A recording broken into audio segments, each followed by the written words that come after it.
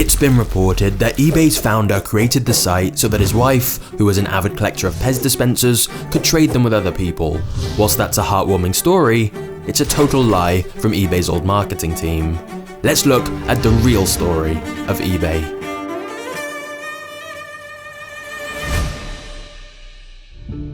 Pierre Omidyar loved computer programming from an early age. At school, he would sneak out of his classes to go use one of the school's computers, where he'd teach himself how to code. And in 1991, he co-founded an e-commerce site called Ink Development. However, he soon came up with an idea where instead of the normal business-to-consumer model that everyone else was using, why not let consumers sell to each other? Unfortunately, none of the partners at his company thought this idea was worth pursuing. So in 1995, Pierre decided to just go it alone and designed a site called AuctionWeb.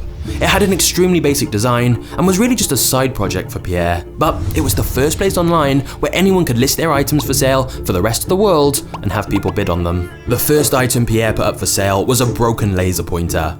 Yet, amazingly, there was a bidding war on the item, and it eventually sold for $14.83. Pierre messaged the winner of the auction to check he understood the item was broken, but the buyer said it was cheaper for him to repair a broken laser pointer than buy a new one. Pierre was surprised by the sale, but it made him realize just how huge the potential was for an online marketplace like this.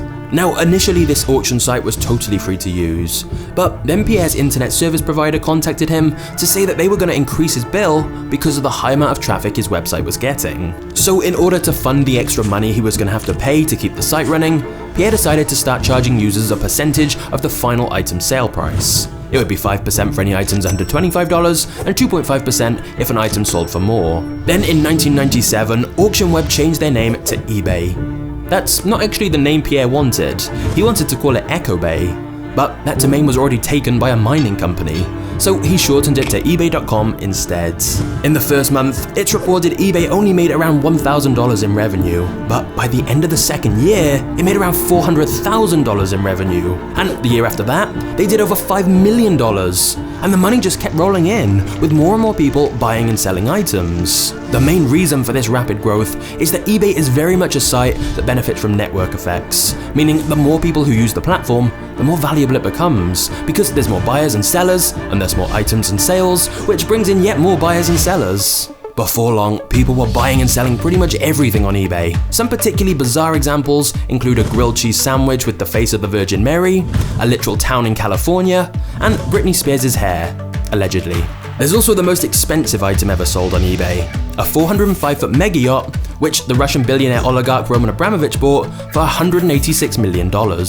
However, a huge part of eBay's initial rise was collectible items, and at one point, Beanie Babies accounted for around 10% of sales on the site. eBay leveraged the fact that the internet is global, meaning people with a niche interest in any sort of collectibles could for the first time simply type an item into the search box and get it shipped to their door.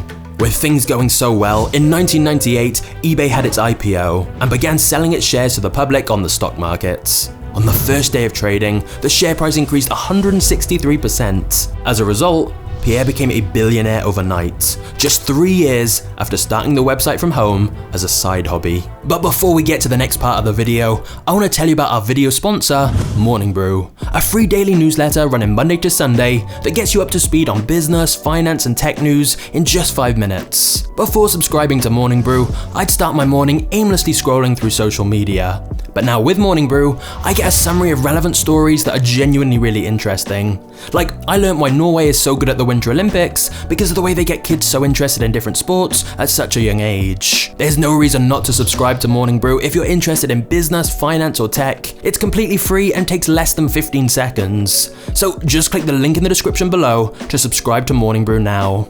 After you've done that, let's get back to the video. For a little while, it seemed eBay could do no wrong.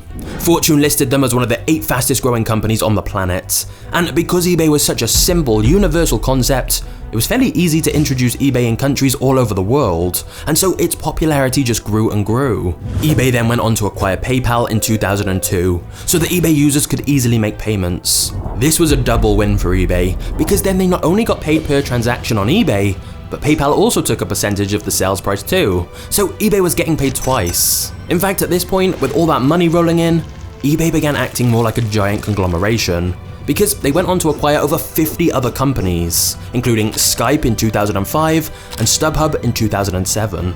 So, bearing all of this in mind, surely eBay should have gone on to win the online shopping war and be the #1 site for buying and selling things online.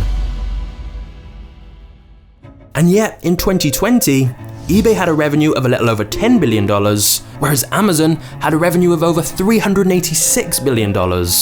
Amazon has been growing much faster and making much more money. And there's 3 interesting reasons for this. The first is that Amazon originally had their own auction platform called Z-Shops that was basically a copy of eBay and a totally separate part of the Amazon site. But it wasn't really that popular. So Amazon made what seemed like a very controversial decision. They started letting independent sellers list their products on Amazon's main product pages. Many thought that Amazon would cannibalize their own sales by doing this, because it meant that if a third-party seller undercut Amazon's own price, Amazon would show the listing of the third-party seller instead.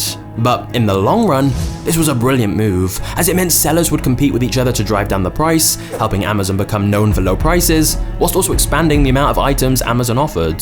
Interestingly, a lot of people who buy from Amazon still don't even realize that over 60% of sales on Amazon are from third-party sellers, not Amazon themselves. Secondly, Amazon turned what should have been eBay's biggest strength into a weakness, which is that because eBay is a platform that doesn't own any inventory itself, it should save a huge amount of money on storage costs. But Amazon changed the dynamic when they introduced Prime membership and started offering next-day delivery, or even same-day delivery. eBay obviously couldn't compete with these fast shipping times, since they had no control over how fast sellers shipped their items. But then the final key factor in Amazon's dominance over eBay is the focus on customer support.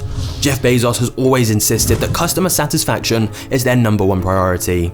Whereas eBay in the early days was notorious for having very limited support, no phone number to contact, and you basically took on a lot of the risk yourself, which led to plenty of eBay horror stories, like people being sent empty boxes or outright scammed when sending a payment. To be fair to eBay, it's very difficult to tell who is telling the truth in many of those fraud incidents. But Amazon gained huge customer loyalty by essentially always siding with buyers. Quite often this was unfair on Amazon sellers, but Jeff Bezos' insistence on putting the customer first made economic sense, because ultimately, the sellers will tend to go where the customers are, and if customers become loyal to Amazon, sellers often feel they have to go there too. So, with Amazon gaining such fast momentum, the eBay CEO at the time, John Donahoe, wanted to make sure eBay was fully focused on their core business, and decided to sell off some of the various companies eBay had acquired.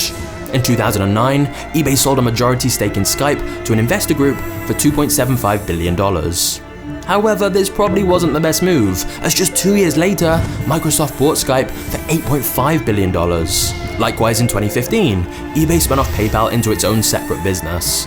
But again, this may not have been so wise, considering PayPal have gone on to perform much better than eBay in recent years. And as for eBay's actual core business, competition seems stronger than ever. It's no longer just Amazon to worry about. There's new Chinese apps that offer cheaper prices. There's new consumer-to-consumer marketplaces with lower fees, or in some cases, apps with no fees at all.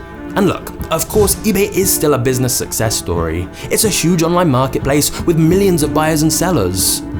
But as eBay slips down the popularity rankings, there is perhaps a sense it could have been so much more.